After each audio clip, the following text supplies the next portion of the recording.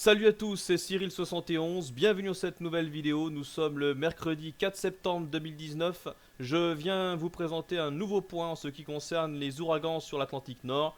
Et comme vous pouvez le voir sur cette carte, ça bouge en ce moment. Il y a pas mal de développement, hein. Donc déjà on va revenir sur Dorian, qui malheureusement a causé de très gros dégâts et des victimes sur l'île du Grand Bahama, notamment donc au nord, hein, des Bahamas. C'est le secteur qui a été le plus touché, puisque l'ouragan Dorian était en catégorie 5 pendant plus de 30 heures sur ce secteur.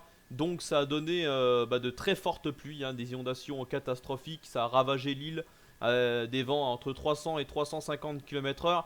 Donc franchement c'est monstrueux, c'est horrible, c'est très triste, hein, ce qui s'est passé là-bas. Il faut avoir donc une grande pensée pour les habitants et les victimes, hein. Franchement, c'est voilà, ça aura beaucoup de mal à s'en remettre, hein. Je pense là-bas, ça va être très compliqué.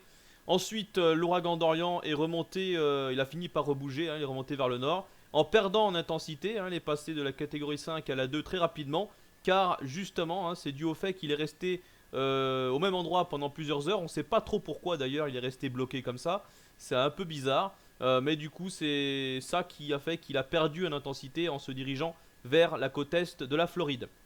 Alors du coup, la Floride a échappé au pire, effectivement. Et puis maintenant, il se dirige en plein nord. Et on va voir avec cette carte-là des directions. Voilà, donc maintenant c'est au tour pour jeudi et vendredi, hein, pour demain et après-demain. Du coup, c'est au tour de la Caroline du Sud et de la Caroline du Nord à être touchée, hein. La côte, hein, est va bien être touchée ici.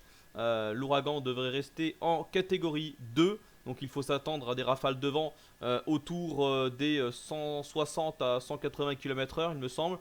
Voilà, donc quand même assez violent avec une houle importante. Et puis ensuite, l'ouragan va prendre un peu plus loin sur l'océan ici, en évitant donc heureusement, hein, le reste des côtes est des États-Unis. Et puis par contre là, il faut surveiller, hein. Il se dirige en direction de Terre-Neuve, la Nouvelle-Écosse, peut-être Saint-Pierre-à-Miquelon qui est ici, voilà. Donc il faut surveiller puisque là on a quand même, il y a quand même des habitants, hein. Il faut surveiller cette partie-là, voilà. Nouvelle-Écosse, Saint-Pierre-à-Miquelon. On voit ensuite que là, alors ça devrait toujours être un ouragan, mais en catégorie 1, hein, quand même, catégorie 1 à une latitude quand même très nord, hein. C'est pas souvent que ça arrive. Voilà, enfin ça arrive de plus en plus au cours de ces dernières années quand même. Mais là, on attend un ouragan quand même de catégorie 1 euh, pour, euh, pour Terre-Neuve, hein, pour la Nouvelle-Écosse.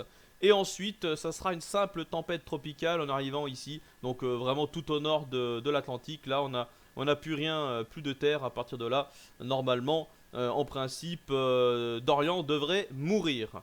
En se dirigeant plus loin, d'ailleurs, on le verra après, mais bon, on se dirigera vers le sud du Groenland, mais ça ne sera plus qu'une simple dépression classique.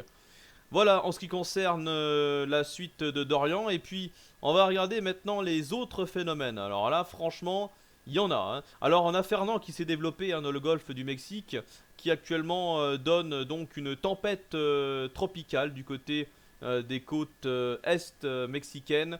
1002 hectopascales, des vents autour de 100 km/h, de très fortes pluies.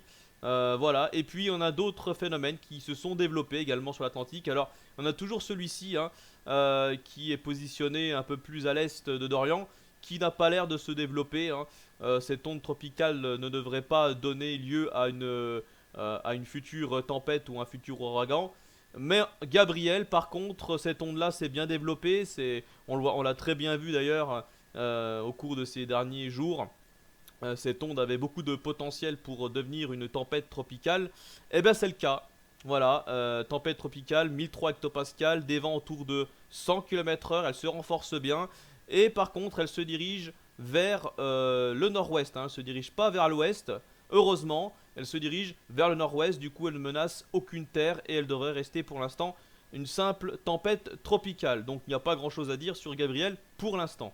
En ce qui concerne ensuite, eh ben, c'est pas terminé, on a une autre onde ici, toute petite, au large du Cap Vert, qui commence à naître, qui donne de fortes pluies d'ailleurs sur le Cap Vert.